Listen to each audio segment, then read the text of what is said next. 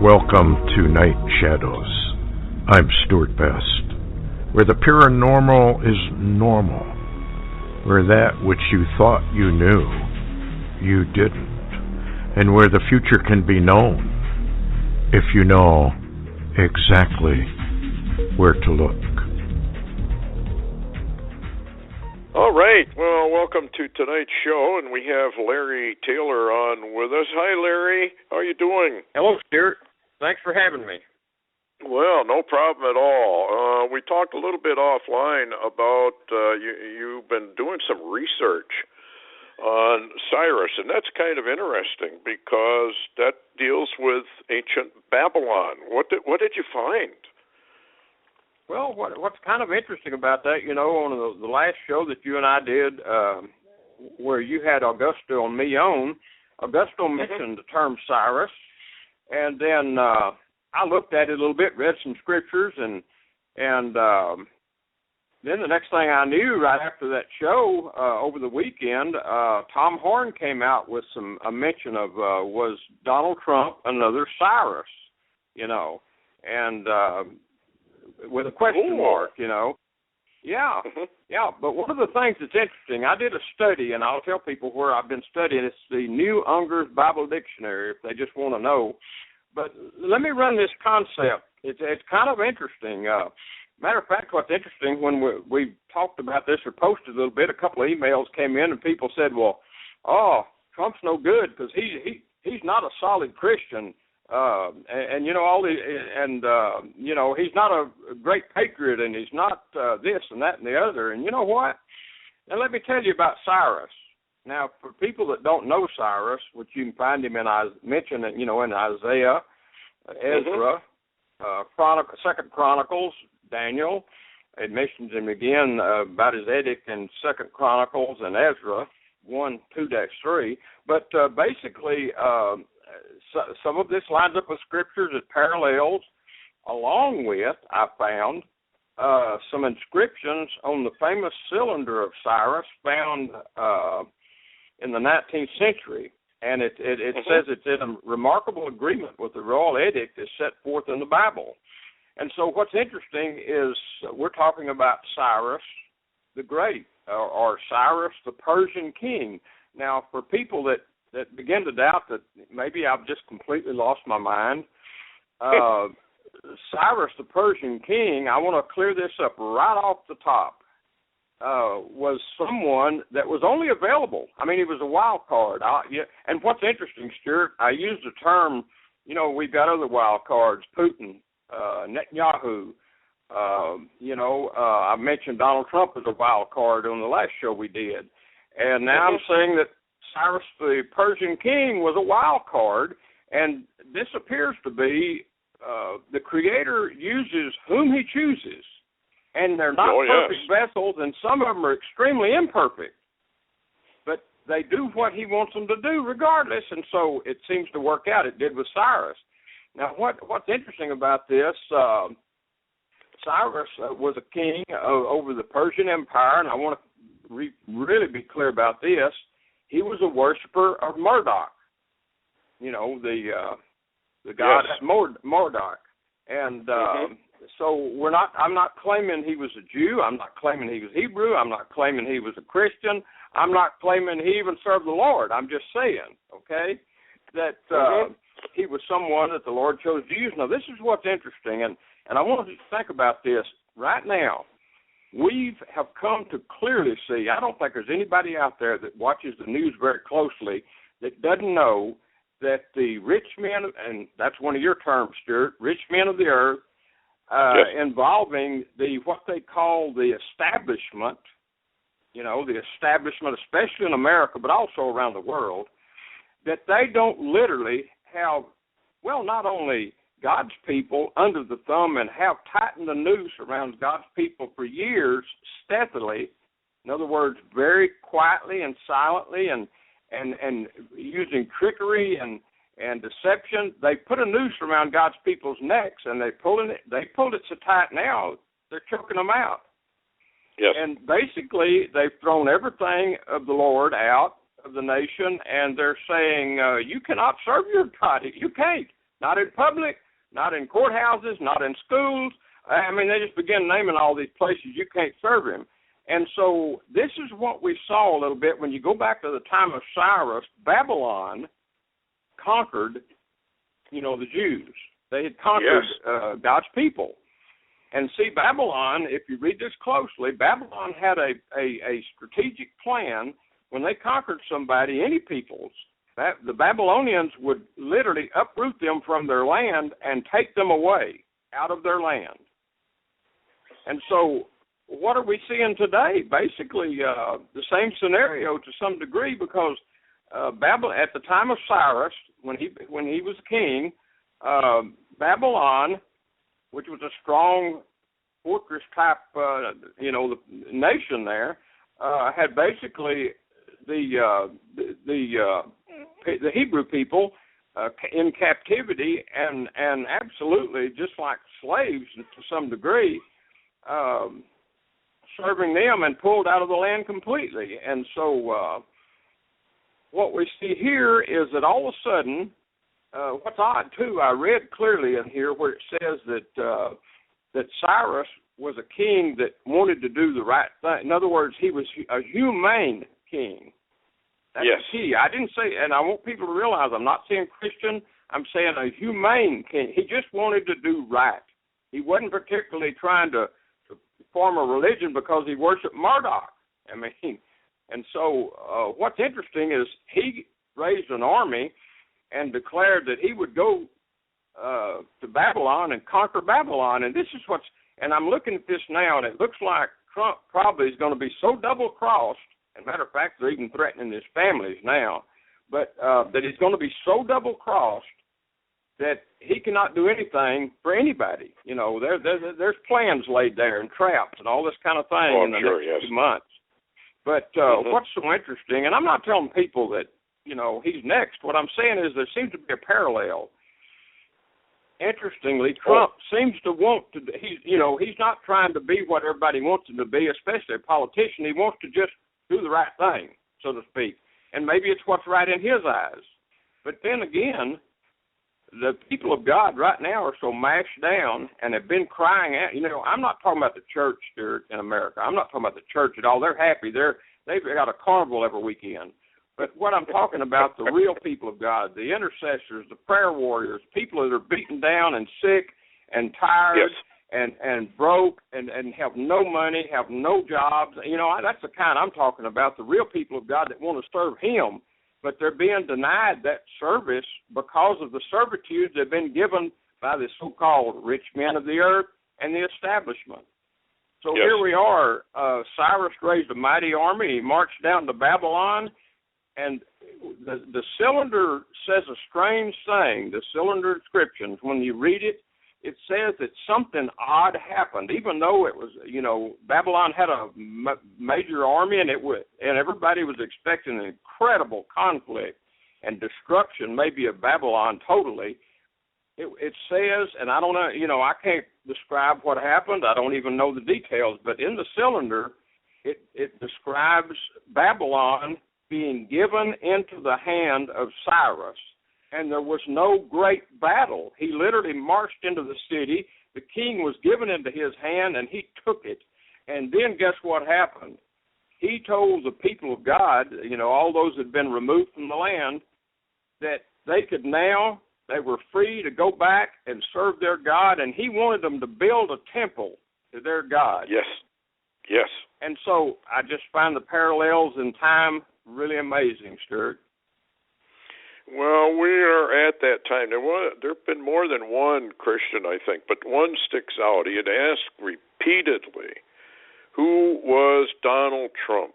And the Lord said he was going to use Donald Trump to expose to the people of America everything that was going on. And he has basically been kind of doing that. He pipes off and releases all kinds of stuff. I remember he said he even knows the secret of who did 9/11 attacks. And, there's no question. People just cannot believe that our government would turn on its own people, and I think that's where you got the problem. It's beyond their belief structure that their own government would actually betray them. But I was reading an article not very long ago where they had interviewed a bunch of elderly, and they said, we don't even recognize the nation anymore. It's not the country we knew. That's right. And just like you said, I mean, they've just come in and surreptitiously, over a long period of time, just infiltrated and then changed everything. So, Stewart, I was just going to say that I agree totally with what you said, and I could be wrong, and I'm not telling anybody to believe anything. I'm just saying this backs up, in my eyes, my theory that Donald Trump is another wild card in the deck. And I've said before, Benjamin Netanyahu was a wild card. Vladimir Putin is a wild card, and Donald Trump is one. And we've had another ones now. Where all this goes, I don't know, but I do know it seems like the people in the nation and the establishment certainly don't want a Christian anyway.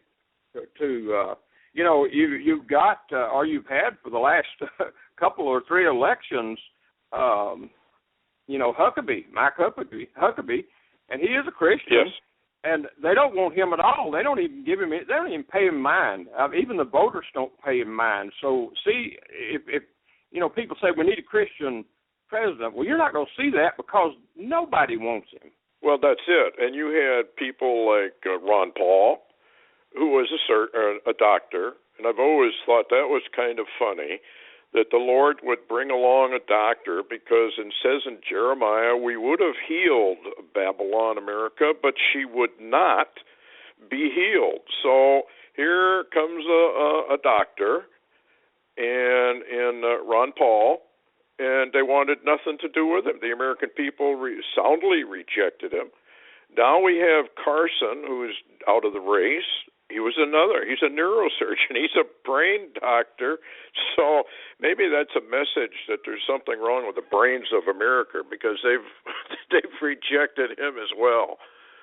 And and the other thing that is a little disturbing here, you made mention of the fact, I hadn't really thought about it, but you're absolutely right, that when we went into Iraq and we got into that war, we came under the Prince of Persia.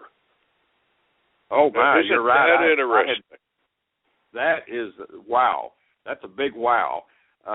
We had talked about that some time ago during the Iraq war and all of that, and then some of the follow-up of that war, and we have seen nothing but the movement of the Persian. And then who does Obama for almost 8 years now pamper and kiss and hug and be concerned about? But the Iranians. Yes. Well, see, this is Obama said some time ago that when push came to shove, he was going to side with Islam. And he told the Islamic world, the Muslim world, you're going to find out that I am your friend. And so what we have here, actually, probably, is a caliphate going on right here in America. I mean, we have now almost no-go zones. We have Islamic terrorist camps. I think there's like 36 or 37 of them right here in America. The FBI doing, kind of monitoring them, but nothing is done about it. However, if you have these so-called Christian radicals, they just about throw them in prison. And so what we've seen here is a big shift. And this is a shift that Jeremiah the prophet more or less indicated in Isaiah 2, that we reject the God who gave us all those blessings in Deuteronomy 28. We've turned our back on him, and there's no turning back now. The rich men of the earth have no choice. They have to continue with their plan, even though it's totally suicidal, and they can't win, but they think they can. And they think evidently they can outsmart this God, maybe through technology or something. But it is kind of interesting that we do have we're under the Prince of Persia. No. We are Babylon. No. That's right. You're right. So this is really kind of an interesting thing with the research you've done on Cyrus, because Cyrus really was, as you said, he wanted to do the right thing. He allowed the Jewish people to rebuild their temple, and so it's going to be interesting. What now? You mentioned also that Donald Trump has now had threats on his family. You want to elaborate on that? Well, there was breaking news on Fox 3 or 4 times already today that a package of white powder was been sent to the residence of his son, the son that helps him in the campaign. And yes. They've had apparently death threats coming in, and they say the Secret Service is investigating. Of course, well, okay, but like they helped John Kennedy during his little Dallas trip. That worked out well. And I have go ahead. Yeah, go ahead. I was just going to mention that also they're not stopping at all. Matter of fact, some of the rhetoric from Obama lately is supporting MoveOn.org and Black Lives Matter, et cetera, et cetera. They're all coming to his rallies, to Donald Trump's rallies, and causing havoc. And they are apparently, from what I can understand, going to continue and even increase the trouble. So, we're certainly looking at problems, but, Donald Trump is really, really, if there ever was, it reminds me so much of Netanyahu, when I talked about Netanyahu and I prayed for him and all of this, I would get emails from people that said, well, don't you know, he's tied into some of the world leaders, the groups, the New World Order, the Trilateral, blah, blah, blah, blah, blah, blah, blah. And I said, no, he's a wild card. That's going to make a difference. And my Lord, has it made a difference. And but Donald Trump's the same way. People can call and, they can say that, well, don't you know he's probably a Mason and he's all these things and he's a rich man himself and blah, blah, blah, blah, blah. Well, people's got to realize that, there are wild cards out there, and they're very difficult to corral. Matter of fact, that's what's interesting. I saw a headline today, just came out. I was looking. Oh, here it is. Drudge report put it up. Said New World Order or world order at risk? ? Democrats, Trump, a dangerous and unprecedented threat. In other words, they're making him almost like a national security threat there. Obama increases coming against Trump. Now, that's headlines from Drudge Report. So what you said is exactly correct. They've got to stop him. The only way they can stop him now, let's say he does get the Republican nod, even though they hate it, he may very easily be able to sweep up the necessary votes to get in, and they can't do a brokered convention like Augusto was talking about. But let's say he does come through, and he is the so-called candidate of the Republican Party. The leaders of the Republican Party have already come out and said they're not going to support him. So what you have here is they're running out of options to stop him. Now, one way they could stop him. Yeah, go ahead. Go ahead. Well, I'm just going to mention that I was listening to Lou Dobbs tonight just before the show started, and he was talking about a threat from the GOP that, if Donald Trump did win, basically, they were going to literally hold a convention to change the rules. In other words, they would literally go in, change the rules, and take it away from him. And so that would probably cause. Yeah, go ahead. Trouble. I was just going to say that probably would cause the trouble that Donald Trump's been telling them about. Well, it would. Maybe this is what causes Dmitry Duduman's sort of. We're already well deep into this ruler against ruler Jeremiah, and the rumors in the land. We've debated what is the rumor that goes out throughout the land in one year and then in another, and then it's ruler against ruler. And for a while, we all thought that was the 2000 Y2K situation, which did go out for 2 years. Now we've got Jade Helm, which would bring violence in the land if they intend to ignite that. But these guys, I hate to say it, but I think they're idiots. I think these rich men are the most deceived, like you have said. They're the most deceived of all. They really do think that they can bring this about, not realizing they're committing suicide. They're going to lose, and they're going to lose big time. They ought to read their Bibles, really. I mean, how do they explain that 2,500 years ago we have a report about Cyrus the Persian? Here we're going to find kind of a duplicate going on. And they've got to pull out all the stops. So they got two choices. An emergency situation, Obama never leaves office, or two, they assassinate him. They get rid of him. Now, you've had some, I know there have been death threats. I've seen the articles all over that he's, what was it? I can't think of his name right offhand. He's big on conservative radio. Evans?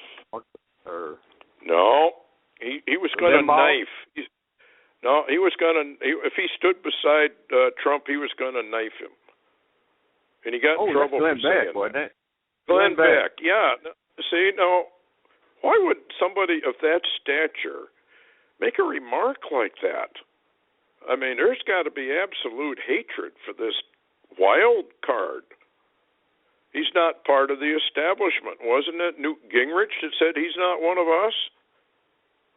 Well, Stewart, when you think about it, if you was the Jewish people in captivity in Babylon, and you heard that Cyrus, the king of Persia, and he was the great Cyrus, as they called him, the great king, that he had a massive army and was marching down on Babylon, would you probably not, and, you would be thinking, oh, my, he may just surround this city and destroy everybody and kill all of us.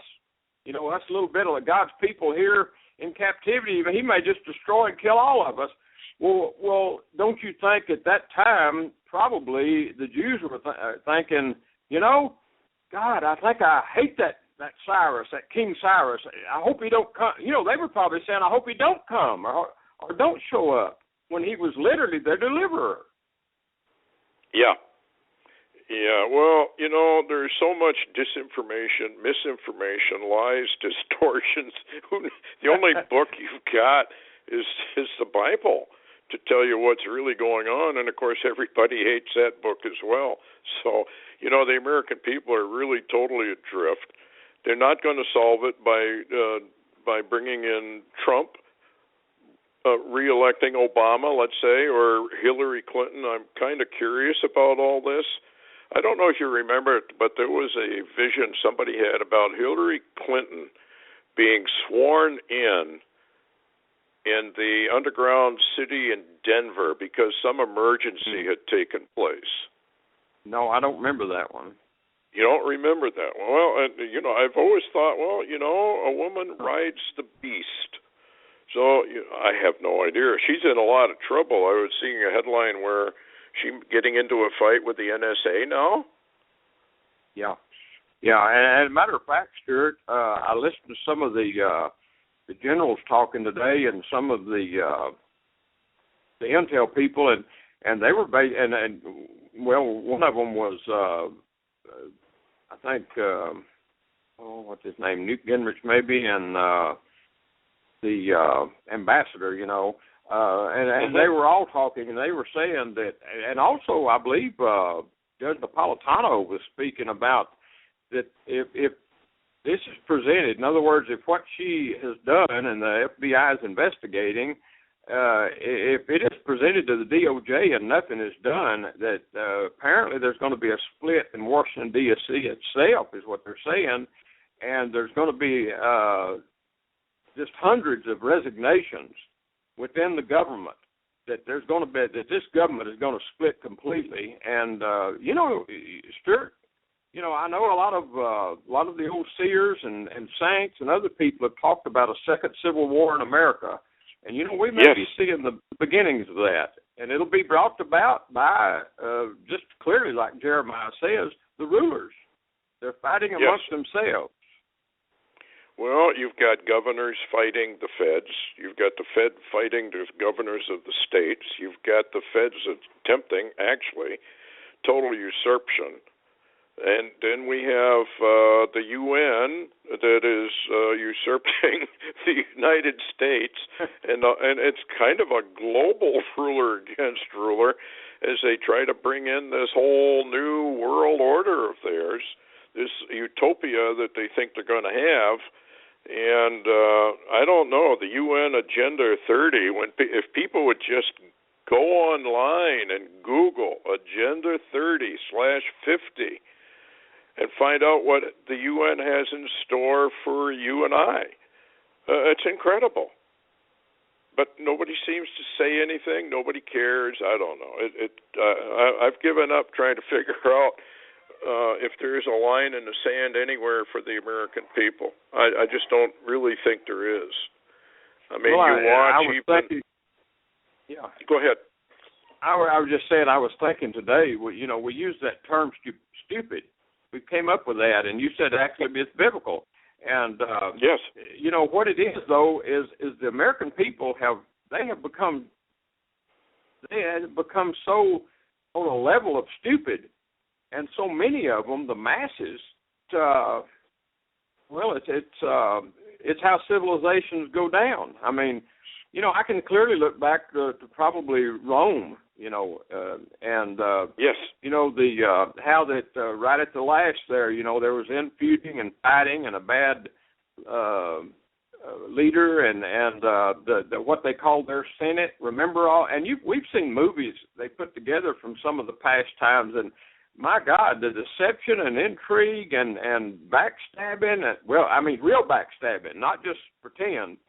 In the Senate and the leadership of Rome, and then all of a sudden, we don't hear about Rome much anymore except for the Pope. And do you know that even the Pope has come out again, another time, slamming Trump? This thing, and this is what's interesting, Stewart, to me, is in this election, the whole world, even, we've got presidents of other nations that are slamming Trump. I've never seen that in an election, ever. I think the whole they're afraid. World comes against you. Yeah.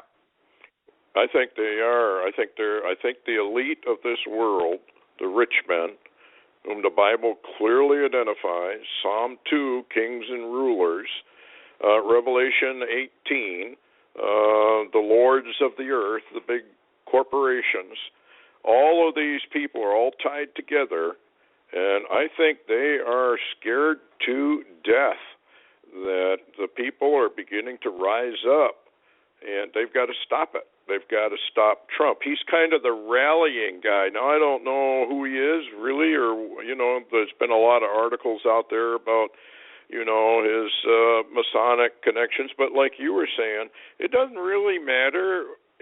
He's not necessarily going to follow orders. Let's put it that way. I do remember an interview, I think it was Larry King, on CNN. And he was interviewing, I think it was Walter Cronkite and Eric Severide. And they got into this New World Order. And Eric looked over at and he said, I'm trying to remember exactly how he worded it, but he said something like, if this is the New World Order, who needs it? Well, I don't think a lot of these people realize what this new world order is.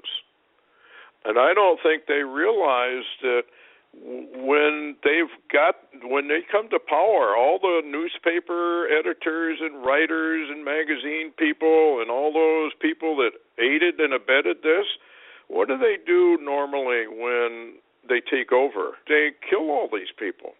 Well, they get rid of them because they expect them to do the same thing to them that they did to the America or the other people, you know. Exactly. If you will betray your own people, and every military guy listening to this right now, if you will betray your own people, I'm just following orders.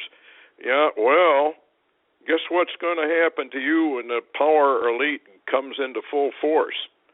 You're going to be executed, every one of you. And your families. You're all going to be executed. That's what they do. That's what they've done throughout all of history. They're not going to, well, I would too. If I was a dictator, I'd kill every one of them. You can't trust them. That's true. I mean, really. True. If they would turn in their own families, how could you trust them? You couldn't. That's right. And go ahead. I was just going to say, let me take you in another direction if you want to go, because I know we're already over halfway through our show. You were talking about the only book that people could believe in or really read and believe was the Bible. Here's something, I don't know if you've seen it yet, a headline on Skywatch TV. It says, we've got out there, the Torah codes. People can believe them or not believe them, but there's really incredible stuff hidden, and I'm talking about hidden stuff now, but yes, it's interesting, Stewart, that we are in a time frame that we have computers and technology that can do these kind of things, and none of this was available till we wound up in the time frame of history that we are now to do this with the computer and technology. But they just come out with a brand new one. It says a researcher finds Protestant Reformation secret, and I know you like to use that word esoteric, and the yes. hidden things. Yes. It says secrets hidden in England's oldest Bible. It says the Bible is one of 7 survivor Bibles published by Henry VIII's printer Thomas Bethelet in July of 1535. Now, what's interesting, it says a Dr. E.L. Polig says that with careful looking, it has revealed hidden layers in long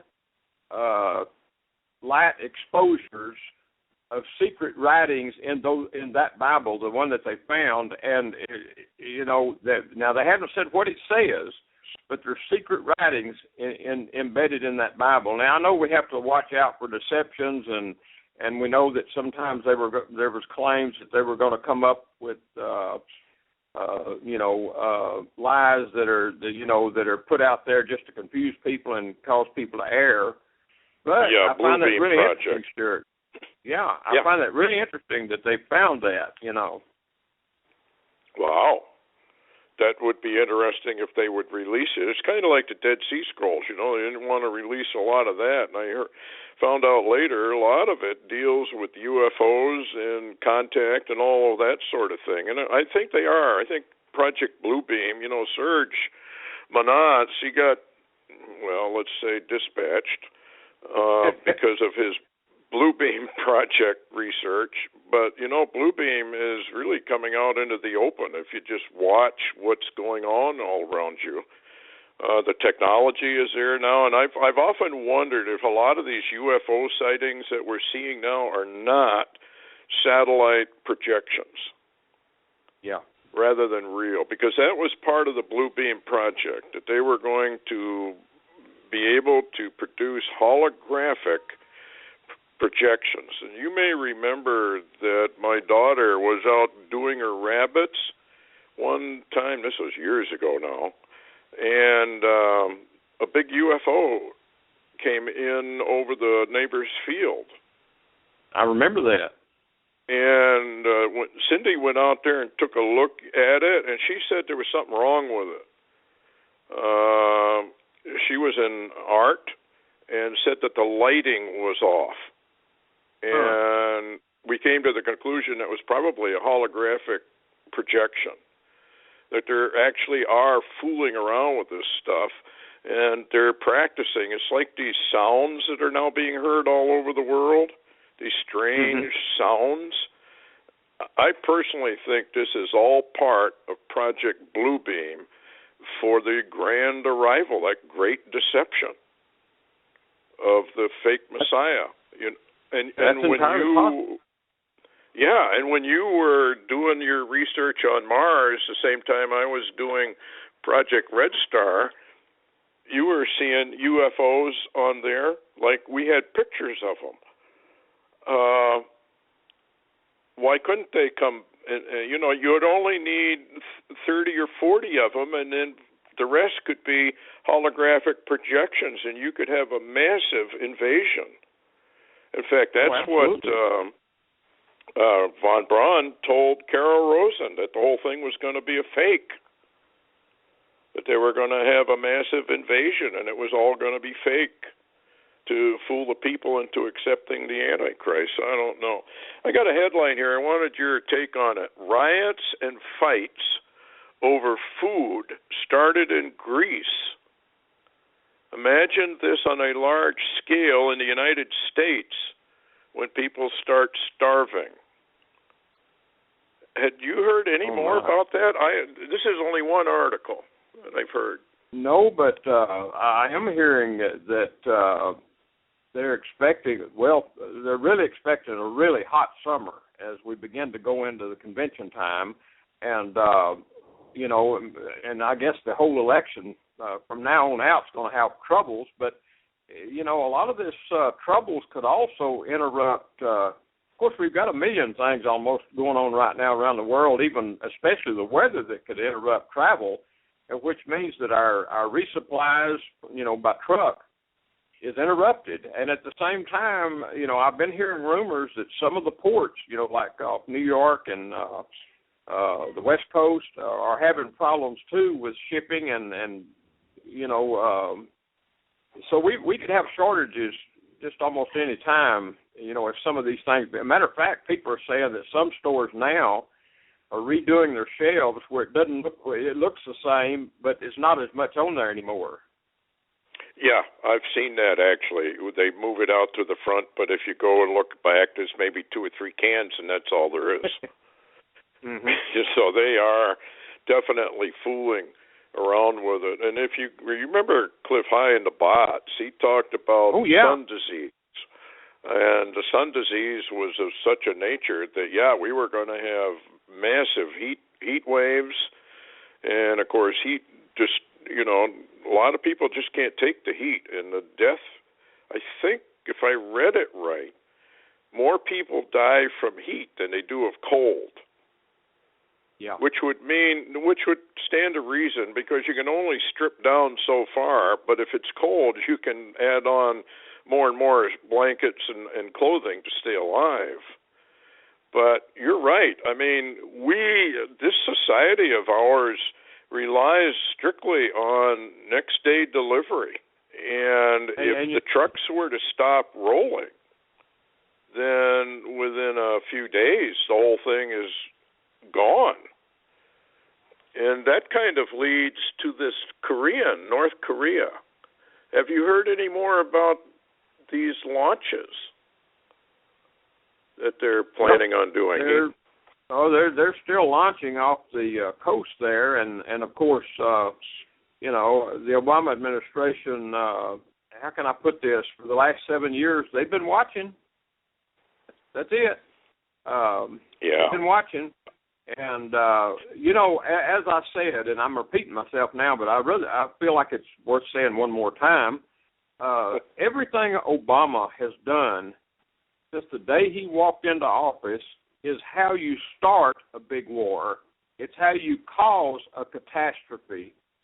It's how, whether it's the disease, what are you going to do? You bring them to treat people for Ebola, which you can't even contain hardly. You bring them to America to treat them. See, everything Obama's done, and the American people are so silent.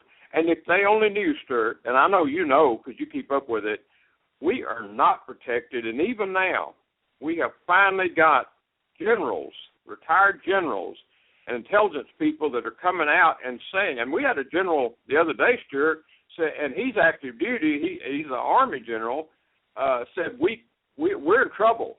We can't field a war. We can't do a war. And right now we're looking at Russia and North Korea and Iran and China. The Middle East actually, but we're looking at all of those, and what can we handle? Our whole military has been so degraded, and again, the American people remain silent. I guess they think, a Walmart drone will protect you flying overhead, Well, I got news for them. I mean, yeah, they've been warning, but look at the number of high officials in the military. I'm talking from generals all the way down probably to captain level, who have just simply been either fired or they're leaving. I remember, I think it was about 10 years ago, a captain, I believe he was in the Army, but I'm not sure, said that he had to leave because he could not have anything to do with what their plans were. So obviously the plans were in the military works for a takeover of the United States, and of course we had Rex 84, Garden Plot, and all that stuff that Reagan in the Reagan years that was doing, and now of course we have Jade Helm, we have the NDAA. Probably 2016, they can arrest anybody anytime they want. But again, I think we got to be awful close. I mean, when you look at the time schedules, like I've discovered in the Omega Code and stuff like that, we got to be right on the edge. Have you heard any more in the Bible codes about the timing or anything like that? No, Richard Shaw was on Skywatch TV the other day, and he was telling people to keep an eye out. And, of course, he's not setting dates. He just said, he's more or less talking about a season instead of a date particularly. Yes. But he was talking about this March the 23rd, and we've heard a lot of that news, We've heard a lot about March the 23rd, and this Purim season that we're coming into now over in Jerusalem, and they, of course, that actually starts, according to their calendar, supposedly about March the 5th and goes, for a few days. But this whole season, it seems like he had talked to Glazerson, and Glazerson had done some Torah code tables that indicated in 2016 that there's something special around March the 23rd, 24th, 25th, in that time frame, and he was just telling people to be watchful. And one of the interesting things is, on what you was talking about, the fact that, a lot of this takeover has been building a long, long time, and I'm sure that Obama is pretty perplexed by now that it hadn't started yet on his watch. He's probably shocked that it hadn't been implemented, but I do believe that the hand of the Lord really has been restraining the implementation of that. And at the same time, we've got Putin, another wild card, and Netanyahu, another one that has caused chaos in the New World Order because they're not going along with the program. Yeah, I know that Putin said there's no way that they're going to go into a cashless society. He's not going to allow his people to take any kind of a digital mark system or anything else. And wasn't it Stan Deo that did some research? I've always thought that the real New World Order, not the one these guys are trying to set up now, that's upset, has more to do with the arrival. And it's more or less the alien, so-called, we know they're fallen ones, but the so-called aliens, extraterrestrials, are the ones that are going to set up this new golden age, New World Order. But it's entirely possible, Stewart, that I'm just going to say that's what Stan Deo says, and of course we look back in the Bible talking about the iron and the clay, and they don't mix well. In other words, to me, that means they won't work well together. The genetics even are different. And what's interesting is if you look back at the time of the Nephilim or the giants, or any way you want to put it, they didn't play well with others. Of course, that's a New Age term, I guess, but, it's a popular term these days. But they didn't play well with others, and usually they didn't follow anybody else. They was the so-called gods, if you want to say that. And then again, we have fallen angels, which, they don't serve anybody but themselves either, and they want to be worshipped. And so, all this could begin to come together really strange. I do know that in Israel, they just had an interesting admission. A man by the name of Meir Dagan, he was the ex-head of Israel's Mossad. He passed away the other day at 71 of cancer. And now they're saying that, that Dagan was the mastermind behind the implementation of the Stuxnet. Now, if you'll remember McAfee, who's, yes. cyber system, and then also Kaspersky, which is a Russian cyber system, have both warned over the last few years that Stuxnet, once it entered the system, you would never leave it. You couldn't get rid of it. You could never really stop it. That a lot of times it'd go dormant and then begin to operate again, and it actually was evolving, which makes you think about AI a little bit. But, well, you remember But at least they finally came out and said that an Israeli was the mastermind behind it. And, of course, anonymously, really weird-like, is the fact that, you remember when I was reporting and even, some Israelis were reporting UFO landings and some interaction between the Israeli government and the UFO people, Yes. I know that sounds bizarre. I know people talk about Area 51, and that's really bizarre, but a lot of this will tie in, I think, down the road. We might not have to have a big of a rival up front as we think. They could be here now working with our different governments or the rich men or the power brokers and trying to put this so-called iron clay New World Order together, and we already know the Bible says it won't work out well. It won't work. But, maybe we got to go into some of it. But, Stewart, what I was looking at, I wanted to say this before the show finishes here, is the fact that if God's people really can no longer operate around the world, and we see ISIS right now absolutely a holocaust against Jews and Christians alike, and even others. If there isn't a Cyrus of some kind, if the Lord doesn't take a hand in matters, we're toast. Oh, yes, absolutely. But I do think he is going to provide protection for his true people. And it might be a removal of the entire church. I know everybody gets all heated up about the so-called rapture, but the Lord knows what he's going to do and when he's going to do it. So I suppose all the arguments we have about it don't really mean a whole lot. He's the one who wrote the Bible, and he knows what his time schedule is. We only know that the Antichrist, or Lucifer, arrives at the appointed time. And so I guess the real question is, are we at that appointed time? Are we very close to it? And it seems from all the evidence, yes, we are very close to it. But the Lord has put his hand up more than once and said, not yet. And there's been a delay. How many times have we been on the edge with Israel, and then it all dies down again?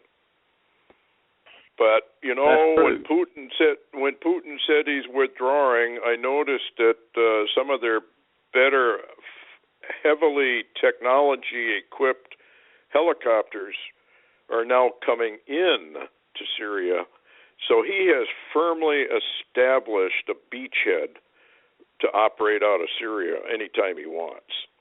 So, go ahead.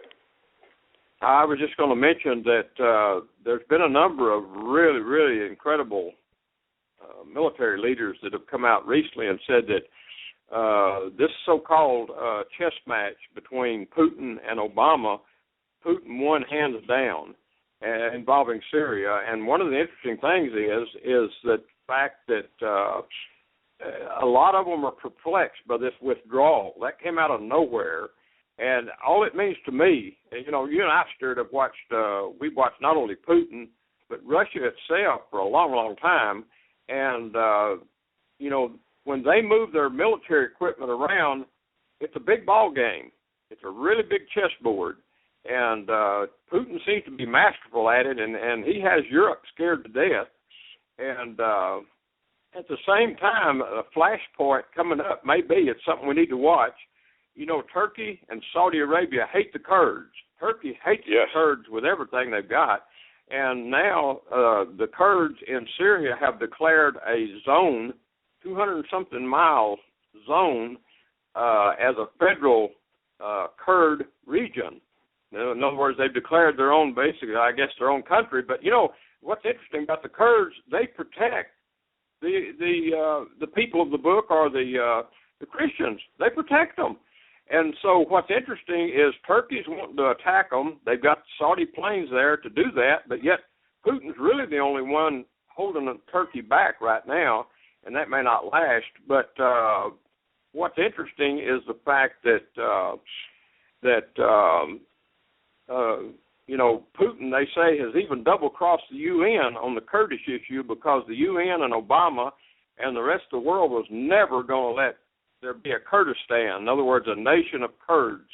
And it's begun. Now, what Turkey did, this may be where Russia and Turkey clash, because he has left a lot of his stuff over there, and he's got submarines, even a nuclear-capable submarines, under the water, and they're called black holes. And so we still have to watch him. You know, Putin withdrawing military assets, that don't mean anything. You know, he's watching.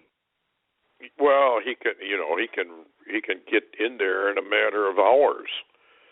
It's like when Ezekiel 38:39 says they come as a storm, as a cloud that covers the land. When the final invasion takes place, I mean, Putin can order his entire military to come down upon the mountains of Israel. All it takes, well, it does say he has hooks in the jaws, which I've always thought probably refers to treaties. We've already proven now that Putin is going to honor his treaties with these nations. He was invited into Syria, but I'm sure he has treaties with Syria as well. Yeah. So if he's got these treaties and he's going to keep them, that's probably the hook in the jaw. So, yeah, you're absolutely right. Something's going to happen, and he's going to have to come down and try and fix it, and that'll be there. And when that happens, for everybody listening, this is my take only, but when you see the Soviets on the mountains of Israel, we got maybe a week or 2 weeks before we're hit and taken out, according to Ezekiel. And it's not going to be fun. Before we close down, though, Larry, how do people get a hold of you? Okay, the best way is just go to my blog site. It's http://LarryWTaylor.org, or you can just write into your browser LarryWTaylor.org, and that'll take you to the blog site. I post when I can. Of course, I've been ill lately, and I'm not as strong as I was, and I have some health issues, so I'm going to be a little slower, but I'm still working. And I'll work as long as I can, and that's the best way, though. You can find a mailing address if you want to send me a card or a letter. You can find, in the site there, you can find the email address if you want to write me. Any of those will do. But LarryWTaylor.org will work. Well, great. We've got a membership site up too for Night Shadows, and all. If they want to get in there, there's a free side, there's a pay side, and it's just loaded with all kinds of information. And they can go to the lightgate.us if they want to take a look-see at all of that. But I really appreciate you coming on, because I know you're not feeling all that well. Let's close out with this headline because this is kind of interesting and showing the times we are in. Scientists closer to cloning T-Rex after discovering the remains of a pregnant dinosaur. Wow. Isn't this sort of what is an indication how close we are? I think we're really. Let me read this one. You got time for me to read one headline?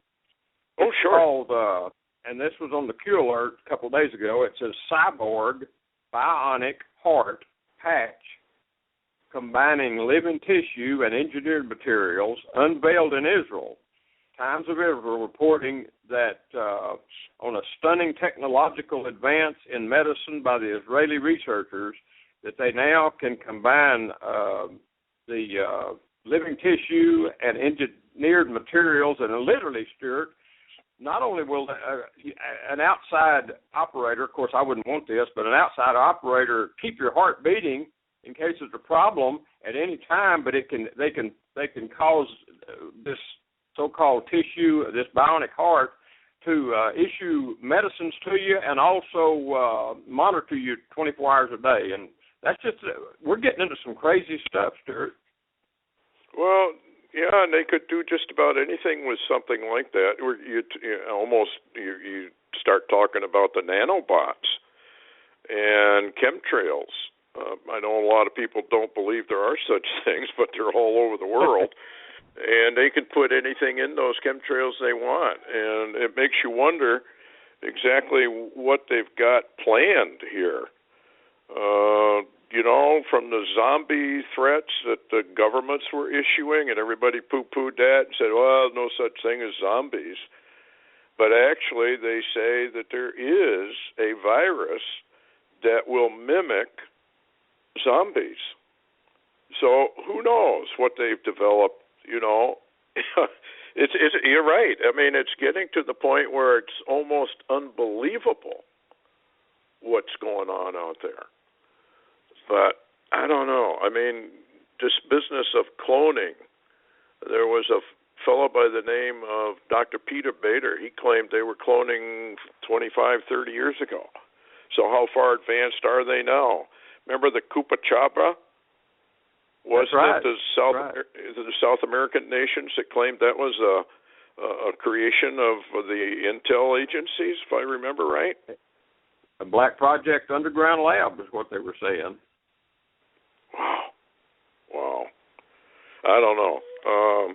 Do you expect to wake up one morning and this is already, the invasion is on or World War III is on? That's kind of the way I look at it. That maybe most of the warning signs are already over. One thing that everybody's warned about that we're not protected against, everybody's concerned with the EMP, and that could happen almost any time with satellites in orbit, like the North Koreans that's going over us every day. Yeah. And how long would it be before the American people were on their knees if you took out the electrical grid? Not long. Not long in America. Yeah, almost overnight, probably.